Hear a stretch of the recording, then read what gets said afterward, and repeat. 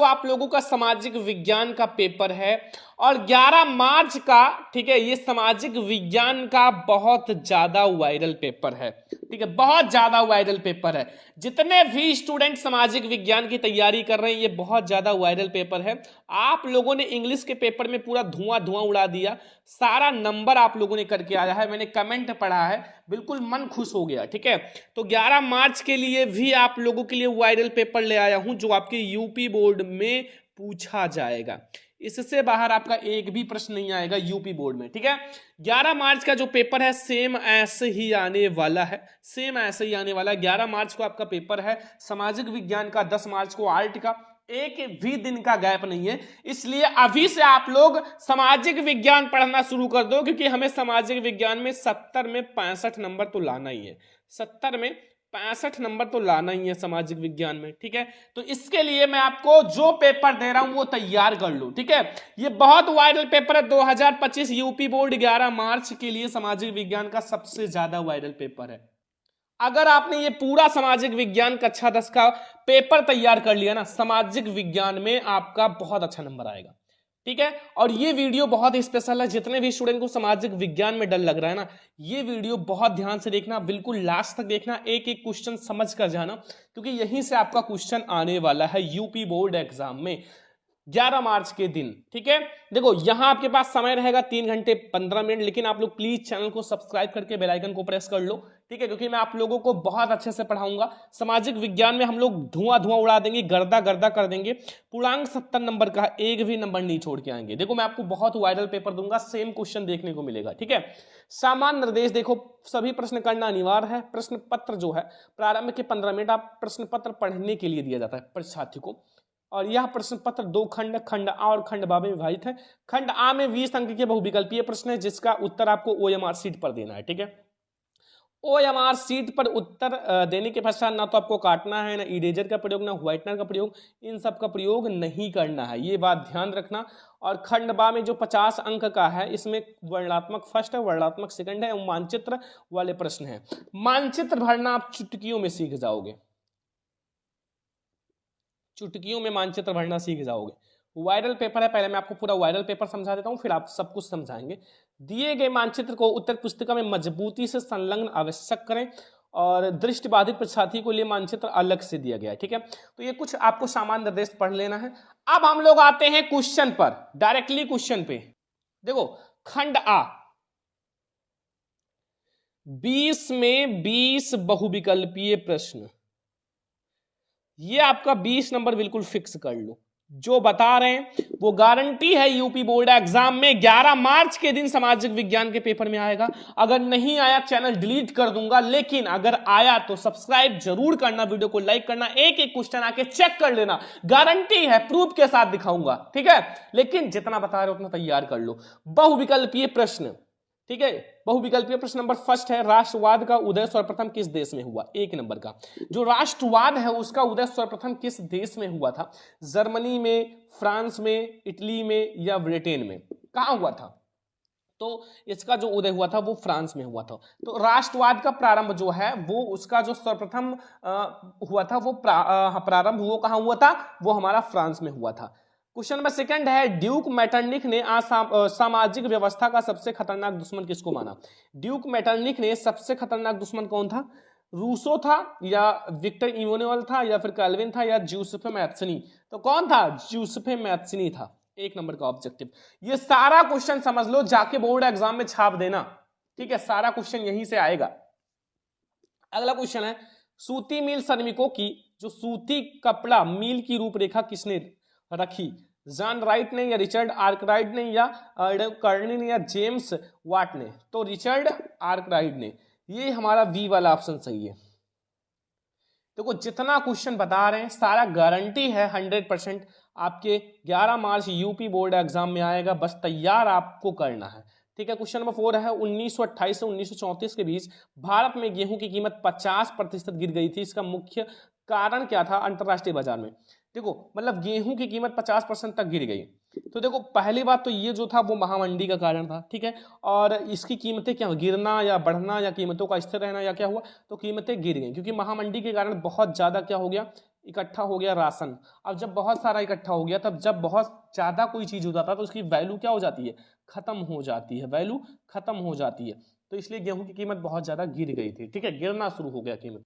Question number 4, sorry 5 number, question number 4 हम लोगों ने देख लिया ना। 5 नंबर, 1448 में गुटरवर्ग ने कौन सी पहली पुस्तक छापी? कौन सी पुस्तक छापी थी पहला, बताओ? जेन आयर या रमोना या डाट के केटी डिड या बाइबिल? तो बाइबिल छापा था। कौन सा बुक छापा था? बाइबिल। एक एक क्वेश्चन को समझ कर जाना, ये 5 में 5 क्वेश्चन आपको समझ में आ जाना चाहिए भाई। 11 मार्च को सामाजिक विज्ञान का पेपर है, एक भी दिन का गैप नहीं है। और अगर आपने ये सारा क्वेश्चन तैयार कर लिया ना तो यूपी बोर्ड में तबाही मचा दोगे, ठीक है। अगला है 6 नंबर, बेल्जियम में सामुदायिक सरकार का चुनाव कौन करता है? बेल्जियम में जो सामुदायिक सरकार है उसका चुनाव कौन करता है? एक ही भाषा बोलने वाले लोग, या सभी भाषा बोलने वाले लोग, या केवल जर्मन भाषा बोलने वाले लोग, या फिर हमारा उपयुक्त सभी? बताओ। बेल्जियम में सामुदायिक सरकार का चुनाव कौन करता है? एक ही भाषा बोलने वाले लोग। ए वाला ऑप्शन सही। निम्नलिखित में से कौन सा लक्षण संघीय सरकार से संबंधित नहीं है? 1 नंबर का ऑब्जेक्टिव है। कठोर एवं लिखित संविधान, या शक्तियों का विकेंद्रीकरण, या संघ एवं राज्यों के मध्य शक्तियों के विभाजन, या सर्वोच्च न्यायालय? तो बता रहा है कि निम्नलिखित में से कौन सा लक्षण संघीय शासन से संबंधित नहीं है। तो ये सब जो है ना, ये सब हमारा संघीय शासन से संबंधित है, बट ये सर्वोच्च न्यायालय कोई संघीय शासन से थोड़ी संबंधित है, ये एक अलग न्यायालय है, ठीक है। कठोर सरकार भी है, मतलब नहीं बता तो कठोर सरकार है, बट जो सर्वोच्च न्यायालय है ये नहीं है, ठीक है, सर्वोच्च न्यायालय नहीं है। अगला क्वेश्चन है, निम्नलिखित में से लैंगिक असमानता को बढ़ावा देने का कारण नहीं है? लैंगिक असमानता को, तो देखो सबसे पहले श्रम का लैंगिक विभाजन, ये तो भाई लैंगिक को बढ़ावा देता है। हमें नहीं बताना जैविक बनावट, ये जैविक बनावट नहीं देता है। समाज में प्रति प्रधान होना, महिलाओं में साक्षरता दर की कमी, तो ये भी देता है। बट ये जो जैविक विभाजन है ये हमारा बायोलॉजिकल है, ये कोई मतलब लैंगिक नहीं देता, ये हमारा सही है। अगला, सांप्रदायिकता की समस्या प्रारंभ होती है जब धर्म को ही राष्ट्र का आधार मान लिया जाए, या धर्म को ही राष्ट्र से अलग कर दिया जाए, या सभी धर्मों को समान, या कुछ ही धर्मों को प्रधानता दिया। तो सांप्रदायिकता की जो समस्या प्रारंभ होती है जब हम कुछ ही धर्मों को क्या करते हैं, मतलब प्रधानता देते हैं। भाई अगर कुछ ही धर्मों को प्रधानता दोगे तो अलग धर्म वाले लोग तो बवाल करेंगे ही, ठीक है। जानते देखते ही हो कि धर्म के बीच बहुत ज्यादा लड़ाई झगड़े होते हैं, ठीक है। ये नहीं सोचते कि सब लोग मिलकर रहो, एक साथ रहो, भाई बहन की तरह रहो, ठीक है। इसमें फायदा है कि अब कौन समझाए, ठीक है। निम्नलिखित में से कौन सा संघ सूची नहीं है? विषय संघ सूची का विषय नहीं है। प्रतिरक्षा, मुद्रा, शिक्षा, या विदेशी मामले? तो यहां जो हमारा शिक्षा है ना, ये हमारा राज्य सूची का विषय है, ये कोई संघ सूची का विषय नहीं है। कौन सा? संघ सूची का विषय नहीं है, ये संघ सूची का विषय नहीं है, ठीक है। नेक्स्ट क्वेश्चन है कि निम्नलिखित में से पंजाब में भूमि निम्नीकरण का संकुचन क्या है, कारण क्या है? तो पंजाब में भूमि निम्नीकरण का जो मेन कारण है वो गहन खेती नहीं है, वन उन्मूलन भी नहीं है, अधिक सिंचाई है। क्या है? अधिक सिंचाई के कारण पंजाब में भूमि निम्नीकरण का सबसे ज्यादा कारण है भूमि का निम्नीकरण होना। अगला, निम्नलिखित में से सुमेलन आपको चयन करना है। देखो बहुत ज्यादा इंपॉर्टेंट है ऐसे क्वेश्चन, भागड़ नागल, हीराकुंड, सरदार सरोवर या टिहरी? तो इसको मिलाना, देखो भागड़ नागल जो है, भागड़ नागल वो सतलुज नदी पर है, तो हम लोग कहो तो स्किल से मिला लेते हैं ताकि गलती ना हो। देखो कोई भी काम कर रहे हो बहुत ज्यादा तेजी से ना करो, कोई भी काम कर रहे हो आराम आराम से एकदम सही काम करो। पहले का हमारा तीसरा सही है, ठीक है। हीराकुंड जो है वो हमारा महानदी पर है, तो हीराकुंड देखो इसको हमें ऐसे लाना पड़ेगा क्योंकि वो आगे पड़ जाता है। और फिर अगला है हमारा सरदार सरोवर। सरदार सरोवर हमारा गुजरात में है, नर्मदा नदी पर। और फिर ये टिहरी जो है वो भागीरथी। अब देखो पहले का हमने तीसरे से मिलाया, पहले का तीसरे से, तो पहले का तीसरा, इसमें पहले का पहला नहीं, पहले का चौथा भी नहीं। देखो हमने पहले का मिलाया है तीसरा से, तो पहले का तीसरा हमने मिलाया है, ठीक है। एंड दूसरा जो है वो मैंने मिलाया है चौथे से, तो दूसरा चौथे से, तीसरा ये वाला हमारा सी वाला सही है, सी वाला सही है माय डियर स्टूडेंट, ठीक है। सी वाला, ये सारा क्वेश्चन पढ़ लेना, यूपी बोर्ड में 11 मार्च को सारा क्वेश्चन छपेगा। एक भी क्वेश्चन ऐसा नहीं है कि आपके बोर्ड एग्जाम में ना आए, ठीक है। अगला क्वेश्चन आ जाओ कि निम्नलिखित में से प्राथमिक क्षेत्र का क्रियाकलाप नहीं है। मछली पकड़ना प्राथमिक का है, कृषि भी है, नहीं है। मछली पकड़ना प्राथमिक का है, कृषि भी है, गुड़ बनाना नहीं है, और हमारा डेयरी भी है, तो ये वाला नहीं है। बट यहाँ केवल का हमारा गा वाला है ना, तो यहाँ नहीं हटा दो। प्राथमिक का क्रियाकलाप है, तो इसमें से हमारा ये वाला नहीं है। और ये देखो थोड़ा सा मिस्टेक हुआ है पेपर में, क्योंकि हमारा का वाला भी है, खा वाला भी है, घा वाला भी है, तो का वाला, खा वाला, घा वाला, ये वाला ऑप्शन सही है। ये क्या है, प्राथमिक का क्रियाकलाप है, क्योंकि ऑप्शन ऐसे दिए हुए हैं, तो हमारा गुड़ जो है वो नहीं है, ठीक है। ऑप्शन में थोड़ा चेंज कर लेना, तभी ये सही होगा, वरना थोड़ा दिक्कत होगा। सार्वजनिक एवं निजी क्षेत्र का आधार वर्गीकृत किया जाता है रोजगार, आर्थिक क्रिया, या उद्गम के स्वामित्व, या श्रमिकों की संख्या। तो वो उद्गम के स्वामित्व पर निर्धारित है, उद्गमों के स्वामित्व पर, ठीक है, उद्गम के स्वामित्व, सी वाला ऑप्शन सही है। 15 नंबर है, भूक्षरण से क्या तात्पर्य है। भूक्षरण का मतलब होता है भूमि का अनुपजाऊ होना, या भूमि का दलदली होना, या भूमि का उपजाऊ होना है, तो भूमि का अनुपजाऊ होना।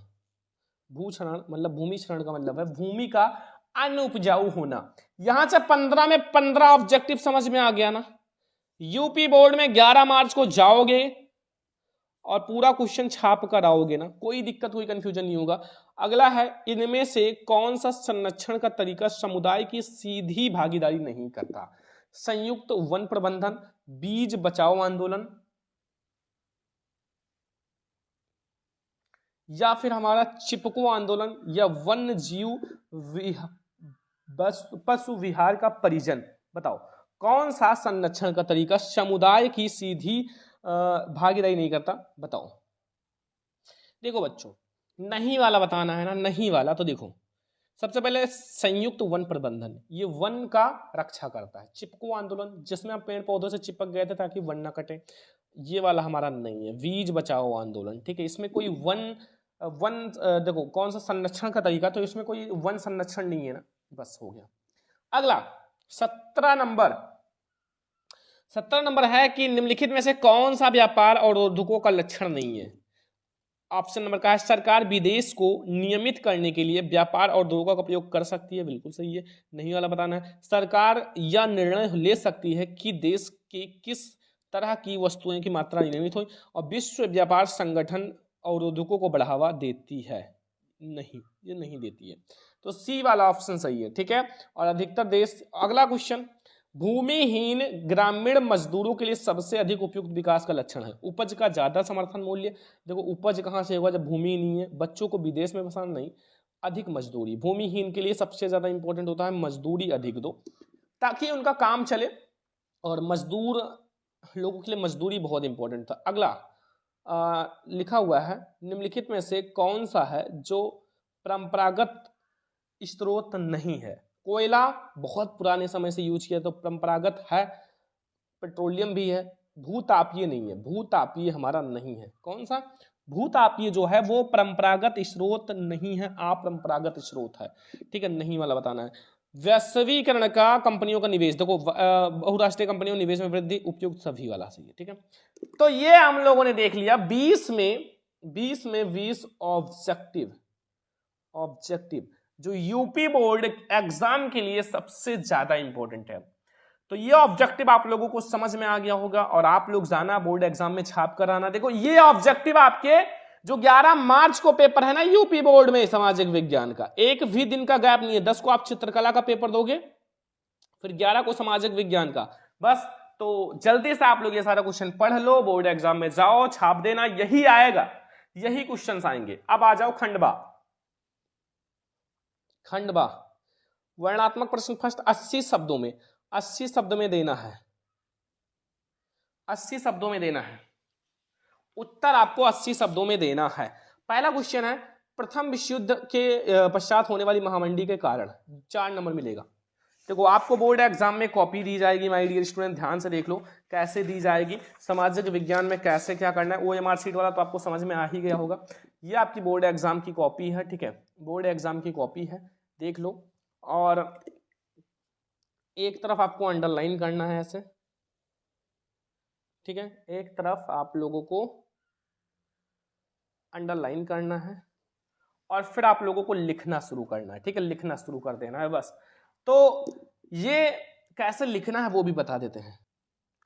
सबसे पहले आप लोग डालोगे खंडवा,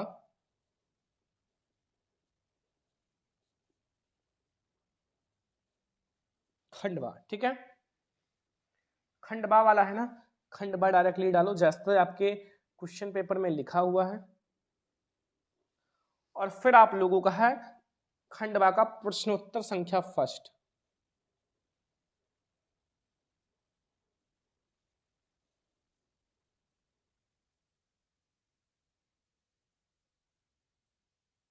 ये फर्स्ट वाला है ना, प्रश्नोत्तर संख्या फर्स्ट जो भी है आप खंडवा ऊपर डाल दी, एक बार ही खंडवा डालना है। फिर आप प्रश्नोत्तर संख्या फर्स्ट सॉल्व करो, फर्स्ट सेकंड थर्ड जो भी सॉल्व करो, फिर यहाँ आप उत्तर लिखना और आप प्रथम विश्व युद्ध के बारे में जो भी जानते हो भाई लिखना शुरू कर देना।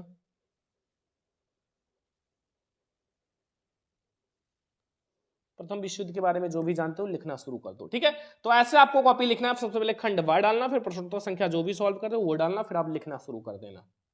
तो ये हमारा पहला क्वेश्चन 4 नंबर का है। बोर्ड एग्जाम में 11 मार्च को यही क्वेश्चन आएगा, नहीं आता तो अथवा भी है। 1928 से 1934 के मध्य होने वाली महामंडी का भारतीय अर्थव्यवस्था पर पड़ने वाले प्रभाव का वर्णन करो। देखो 4 नंबर सामाजिक विज्ञान में, देखो महामंडी का मतलब होता है बहुत ज्यादा मंडी लगना, बहुत सारे अनाज वगैरह। तो पहले इसमें आप क्या करो ना, पहले तो क्वेश्चन पेपर आपने पढ़ लिया। अब अगर आपको क्वेश्चन नहीं आता तो बनाकर लिखना, बनाकर लिख कर आना, लिख कर आना, छोड़ना नहीं। मेरे स्टूडेंट सामाजिक विज्ञान में क्वेश्चन छोड़ना ही नहीं है, बनाकर लिख कर आना और ज्यादा पेज भरना, इसमें ज्यादा पेज भरना। सामाजिक विज्ञान में जो मानचित्र वाला प्रश्न है वो तो अभी मैं आपका 10 में 10 क्लियर करा दूंगा। ठीक है, एक भी नंबर नहीं छोड़ोगे। और तीसरा क्या है कि इसमें आप देखो लघु उत्तरीय कम से कम 2 पेज लिखना, कम से कम बता रहे, इससे कम तो लिखना ही। दीर्घ उत्तरीय 3 पेज, इतना तो आपको लिखना ही है, बना के लिखो। ठीक है, ये सब ध्यान रखना। तो अगर आपको नहीं आता तो महामंडी के बारे में लिखो। दूसरा है सत्ता की साझेदारी लोकतंत्र की आत्मा है, इस कथन पर आपको कारण लिखना है। 4 नंबर नहीं आता तो वर्तमान परिक्षेप में जाति में राजनीति ने जाति का कथन को बताओ, 4 नंबर। तो दोनों में से कोई एक क्वेश्चन आप करो, चाहे आप ये वाला सत्ता की साझेदारी वाले करो या फिर ये वाला, दोनों में से कोई एक क्वेश्चन करोगे। अब दोनों में से कोई एक क्वेश्चन करोगे आपको 4 नंबर मिल जाएगा। ठीक है, तीसरा आर्थिक विकास के लिए ऊर्जा एक आधारभूत आवश्यकता है, इसके कोई 2 कारण बताओ। भाई 2 कारण बताओगे 4 नंबर मिल जाएगा। ठीक है, 4 नंबर नहीं आता ये वाला है, अथवा लगा हुआ है। परिवहन तथा संचार के साधन किसी देश की जीवन रेखा क्यों कहे जाते हैं, 2 कारण भी बताओ। तो आपको इन दोनों क्वेश्चन में से कोई एक तो करना है 4 नंबर का। ठीक है, 4 नंबर का। देखो मैं आपको अपनी घटना बता रहा हूं, मैं क्लास 10 में था, दीर्घ उत्तरीय प्रश्न नहीं आ रहा था, दीर्घ उत्तरीय प्रश्न मुझे बिल्कुल नहीं आ रहा था और फिर मैंने उसको बना कर लिखा। मेरे सामाजिक विज्ञान में 89 नंबर थे, 89 नंबर। नहीं आपको विश्वास हो, जाओ सामाजिक विज्ञान का मेरा रिजल्ट लिख देना। 28 हमारा रूल नंबर है, 2813-420 ये हमारा रूल नंबर है, जाके चेक कर लेना। ठीक है, श्रवण गोस्वामी नाम लिख कर आएगा, देख लेना। 89 मार्क्स था जबकि मुझे सामाजिक विज्ञान का लॉन्ग क्वेश्चन नहीं आ रहा था। बस बना के लिखना सीखो। चौथा नंबर है बहुराष्ट्रीय कंपनियां अपने उत्पाद की उत्पादन लागत कम रखने के लिए किस प्रकार का प्रबंधन करते हैं, किन्हीं 2 का उल्लेख करो, किन्हीं 2 का उल्लेख करना। अब वो नहीं आता तो अच्छे बाजार के किन्हीं 2 लक्षण को बताओ, ये 4 नंबर का कर सकते हो। दोनों में से कोई एक तो करना ही पड़ेगा मेरे दोस्त, छोड़ना नहीं है, करना पड़ेगा। तो ये हमारे 4 नंबर के क्वेश्चन हो चुके। 4 नंबर के आपके 8 क्वेश्चन रहेंगे, करना कोई 4 क्वेश्चन है और आपको मिल जाएगा 16 मार्क्स। 16 नंबर तो आपको 4 नंबर वाले देकर चले जाएंगे भाई, 16 नंबर। ठीक है, 16 नंबर आपको 4 नंबर वाले देकर चले जाएंगे। देखो कितने क्वेश्चन आपको करने थे, 4 ही क्वेश्चन तो करने थे। देख लो, देखो एक क्वेश्चन ये करना था 4 नंबर का, दूसरा ये, तीसरा ये, चौथा ये, 4 क्वेश्चन करना है। 16 नंबर आपका फिक्स हो जाएगा। ठीक है, अभी मैं आपको आंसर दे दूंगा, टेंशन मत लो। आंसर मैं आपको अभी दे दूंगा पूरा सॉल्यूशन। ठीक है, अभी मैं आपको पूरा सॉल्यूशन दूंगा। ठीक है, अभी आप वायरल पेपर देख लो जो 11 मार्च को छपेगा आपके यूपी बोर्ड में, यही छपेगा। ठीक है, जितना बता रहे वो तैयार कर लो, अगर नहीं आया चैनल आपके सामने डिलीट कर दूंगा, पढ़ाना छोड़ दूंगा। लेकिन अगर मैंने बताया वो आया तो आप चैनल को सब्सक्राइब करना, वीडियो को लाइक करना, शेयर करना, और मैं आपको 11th भी पढ़ाऊंगा, टेंशन मत लो, सब्सक्राइब कर लो। 11th की भी क्लास चलेगी बहुत अच्छे से, 12th की भी क्लास चलेगी। वर्णात्मक प्रश्न सेकंड है, उत्तर लगभग 150 वर्ड्स में, 150 अक्षर में आपको देना है। वर्ड का मतलब क्या होता है बच्चों? वर्ड का मतलब जैसे ये एक हो गया महात्मा, दो हो गया गांधी, ठीक है। तो महात्मा गांधी ने असहयोग आंदोलन क्यों चलाया? किन्हीं दो कारणों का उल्लेख करो। स्थगित क्यों किया? ये आपका 6 नंबर का क्वेश्चन है, 6 नंबर का क्वेश्चन है भाई, 6 नंबर का क्वेश्चन है। तो ये आपको मिलेगा 6 नंबर। नहीं आता तो अथवा भी है, नहीं आता ये कर लो। सत्याग्रह का क्या अर्थ है? सत्याग्रह, महात्मा गांधी जो चलाए गए 2 सत्याग्रह आंदोलन का वर्णन करो, ये 6 नंबर मिल जाएगा, ठीक है। दोनों में से कोई एक करना है। छठवां क्वेश्चन है कि लोकतंत्र में राजनीतिक दल की आवश्यकता क्यों पड़ती है? किन्हीं 4 का उल्लेख करो, ये भी 6 नंबर का है। नहीं आता तो अथवा है, अथवा वाला करो।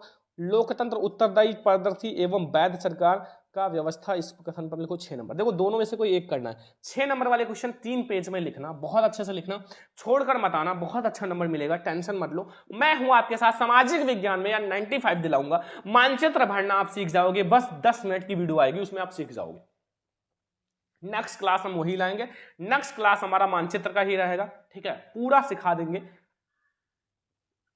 आपको। वायरल पेपर जो दे रहा हूं वो पढ़ लो, ठीक है।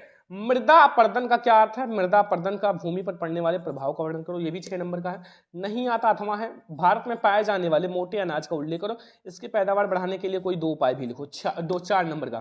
तो दोनों में से कोई एक करना है। 8वां है असंगठित क्षेत्र के श्रमिक सामाजिक भेदभाव शिकार किन्हीं 3 का वर्णन करो, 6 नंबर। और मानव सूचांक, मानव विकास सूचांक क्या है? मानव विकास सूचांक क्या है लिखो। ये आपका मिलेगा 4 क्वेश्चन, रहेगा 8 क्वेश्चन, लेकिन करना 4 क्वेश्चन है। एक क्वेश्चन आपको 6 नंबर देखा जाएगा, 24 नंबर, 24 मार्क्स। अगर आप केवल लॉन्ग क्वेश्चन ही कर दो ना तो आप पास हो जाओगे, केवल लॉन्ग क्वेश्चन। और जितना मैंने बताया ये कर लोगे ना, जितना मैं आपको वायरल पेपर दे रहा हूं ना, ये पूरा अगर आपने कर लिया ना, इससे बाहर आना ही नहीं है आपके बोर्ड एग्जाम में। तो आपका लॉन्ग हो गया, बहुविकल्पीय, दीर्घोत्तरीय, सारा हो गया, लघुत्तरीय। लास्ट में आता है आपका मानचित्र संबंधित प्रश्न 10 मार्क्स का, 10 मार्क्स का। देखो 20 नंबर का आपका ऑब्जेक्टिव आएगा यूपी बोर्ड एग्जाम में, और 24 नंबर का आपका लॉन्ग आएगा, 16 नंबर का आपका दीर्घ आएगा, सॉरी लघु आएगा। तो ये हो गया कुल 50 मार्क्स, 60 नंबर, 60 क्योंकि 20 23 60, ठीक है। अब 10 मार्क्स का जो आएगा, 10 मार्क्स का वो आएगा मानचित्र वाले प्रश्न। बहुत इंपॉर्टेंट है ये मानचित्र। देखो निम्नलिखित स्थानों को इस रेखा चित्र द्वारा नाम सहित दर्शाइए। आधा नंबर मिलेगा दर्शाने का, आधा नंबर आपको मिलेगा मानचित्र में नाम लिखने का। वह स्थान जहां जलियांवाला बाग हत्याकांड हुआ वो लिखोगे अमृतसर, अमृतसर। जैसे ये लिख दिया ना, आधा नंबर आपको मिल गया। अब आधा नंबर मानचित्र में भरने का मिलेगा। नेक्स्ट वीडियो जो नेक्स्ट क्लास आएगी, नेक्स्ट क्लास वो मैं आपको मानचित्र का ही लाऊंगा, जिसमें आप 100% आप 10 में 10 नंबर लाओगे, ठीक है। वह स्थान जहां गांधी जी ने सर्वप्रथम नमक बनाया, ये भी 2 नंबर, एक नंबर का है सारा। वह स्थान जहां, यही सारा क्वेश्चन मैं आपको नेक्स्ट क्लास में कराऊंगा, और भी क्वेश्चन कराऊंगा जो बोर्ड एग्जाम में आएगा। खेती की किसान आंदोलन किया, वह स्थान जहां सूती मिल श्रमिकों ने सत्याग्रह किया, वह स्थान जहां दिसंबर 1920 में भारतीय राष्ट्रीय कांग्रेस का अध्यक्ष हुआ। अगर ये कर लिया 5 नंबर मिल जाएगा। यही सेम क्वेश्चन दृष्टि बाधित के लिए जो नहीं देख सकते, बस उनको मानचित्र का प्रयोग नहीं करना, सेम वही क्वेश्चन है, बस मानचित्र का प्रयोग नहीं करना। जलियांवाला बाग हत्याकांड, गांधी, तो सेम वही क्वेश्चन आपको इसमें भी दिया जाएगा। एंड फिर आता है मानचित्र संबंधित प्रश्न दूसरा 10 वाला, इसको आपको चिन्ह दिया जाएगा। जैसे देखो पश्चिम बंगाल का एक चिन्ह इस द्वारा सुंदरवन है, सुंदरवन। मैं आपको सारा क्वेश्चन नेक्स्ट क्लास में भाई ये कराऊंगा। 1 नंबर का नर्मदा नदी पर बना बांध, ये बनाना महानदी, ये सारा 5 क्वेश्चन। तो ये 5, ये देखो जो मैं ये मानचित्र वाला कराऊंगा ना, ये 100% 11 मार्च को आएगा। 11 मार्च में यूपी बोर्ड में 100% आएगा। तो इसलिए मैं आपको नेक्स्ट क्लास यही मानचित्र वाले प्रश्न के साथ लाऊंगा। दृष्टि बाधित के लिए बस मानचित्र का प्रयोग नहीं करना है, ठीक है। तो ये है आज का हमारा 11 मार्च वाला सामाजिक विज्ञान का पेपर, 11 मार्च वाला सामाजिक विज्ञान का पेपर। अगर आपने ये पूरा पेपर तैयार कर लिया ना मेरे दोस्त, तो इससे बाहर आपका एक भी क्वेश्चन नहीं आएगा। 11 मार्च में आप 70 में 65 नंबर करके आओगे, ठीक है। तो नेक्स्ट क्लास हमारा मानचित्र कैसे भरना है आप कमेंट करो, सर वीडियो लाओ वीडियो लाओ। तो मैं इस वीडियो पे 2000 लाइक करो, नेक्स्ट क्लास आपकी आ जाएगी। फिर भी अगर नहीं करते हो फिर भी मैं आपको क्लास दूंगा, आप लोग ज्यादा से ज्यादा कमेंट करो। चलो इस वीडियो को लाइक शेयर सब्सक्राइब करना। हम लोग मिलते हैं